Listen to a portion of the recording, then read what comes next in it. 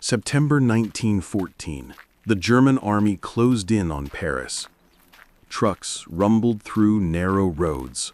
Civilians fled in panic. The Eiffel Tower stood still, watching in silence. French troops stumbled back through the mud, boots heavy, shoulders slumped. Behind them, fields smoldered. A handcart lay shattered in a roadside ditch. One soldier collapsed onto a crate, hollow-eyed and unmoving. Dirt and flies clung to him, fatigue woven deep into his skin. In a tent lit by oil lamp, General Joffre bent over a creased field map. "Here," he said, "at the Marne, we make our stand." Troops arrived in the Marne Valley before sunrise. Bridges creaked beneath their weight. River water splashed on weary faces. The stillness before battle grew thick. In Paris, headlights cut the dark. Taxis lined the boulevards. Young soldiers climbed in, silent. The city watched them vanish into the night. At dawn, French guns opened fire. Thunder rolled across the valley. The ground shook. With each blast came one message: France was not finished. German infantry advanced quickly, bayonets gleaming. Confident, alert, but blind to how far they'd stretched their reach. From a ridge, French soldiers rose with a cry. They charged downhill. One man stumbled, but his comrade caught his arm. They pressed on together. British forces joined them, marching in tight columns. Khaki met blue in unity. Different flags, same cause: to hold the line. A village lay in ruin. No voices, only drifting smoke. A helmet lay face down in the mud beside a shattered door.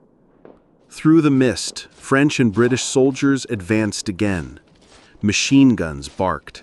Flags whipped in the wind. The Allies struck in rhythm. Inside cramped tents, officers hovered over maps. Runners darted between posts. Pigeon crates clattered as messages flew across muddy terrain. Joffre arrived at the front. Radios clicked and hissed. His gaze swept the line beneath a cold, darkening sky. French soldiers clawed at wet earth. Boots slipped. Hands bled. Trenches formed where soil barely held. A bridge groaned with traffic. Refugees stood frozen on its edge. Engineers hammered steel, every strike urgent, desperate. Then came the rain. Roads turned to rivers. Trucks slid sideways. A dead cow floated by. Still, they pushed forward. In a German command post, the air was tense. Fingers traced lines across maps. A dangerous gap had opened. They knew it now. French troops stormed abandoned trenches. Bowls of warm food, rifles dropped, shells still stacked. The enemy had run, quickly and afraid. A solitary tree stood in the wreckage. Red leaves fell softly onto canteens, packs, and helmets. The silence spoke loudly. In a freed town, soldiers sang as children waved flowers, but behind their joy, faces showed the weight of everything they'd seen. The French 75s fired again. Barrels smoked. Crews moved in sync. One barked orders. Another passed shells. Precision became survival. German prisoners shuffled by under guard. Some ashamed, others empty-eyed. No celebration, only silence, heavy and shared. A French sergeant offered his hand to a captured officer. Mud clung to both. No words, just mutual respect. The Germans retreated across the Aisne. Bridges burned behind them. One soldier turned his head, then limped on. French soldiers stood in soaked uniforms among the fallen.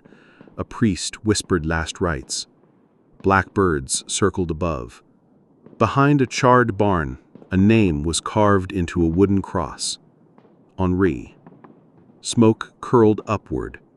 The moment stood still. Later, near a battered field kitchen, a group toasted with tin mugs. One smiled faintly, another stared into the fire. The front grew quiet. Picks struck soil. Wire snaked through trenches. What had moved now hardened into position. Years passed.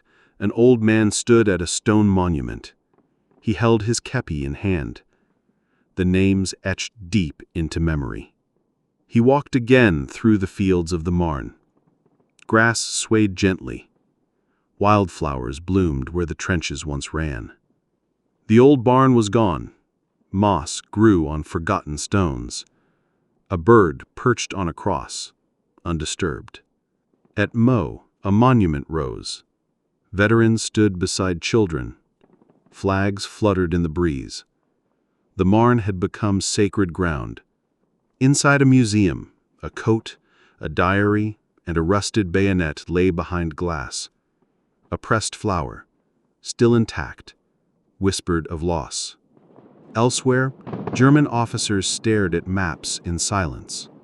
A dog slept. The shouting had stopped. The advance was broken.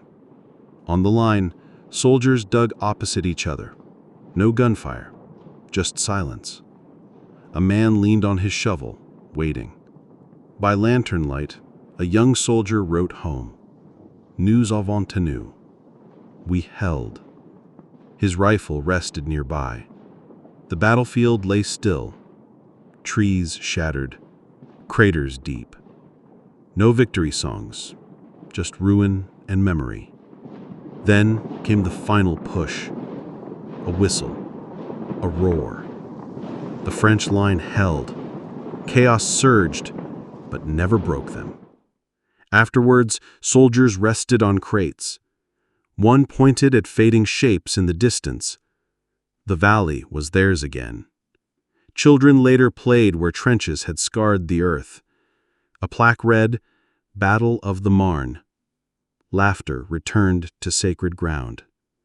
In a quiet hall, a rifle and letter behind glass. Visitors leaned close. Their reflections mingled with the past. Sunrise returned to the Marne. Mist lifted. Lights touched wildflowers growing where war once ruled. A pair of boots, a rifle, a folded flag. Silent, simple, but nothing speaks louder. And some say, when the dawn fog rises, figures still stand in the field, fading, watching. The Marne remembers, and so do we.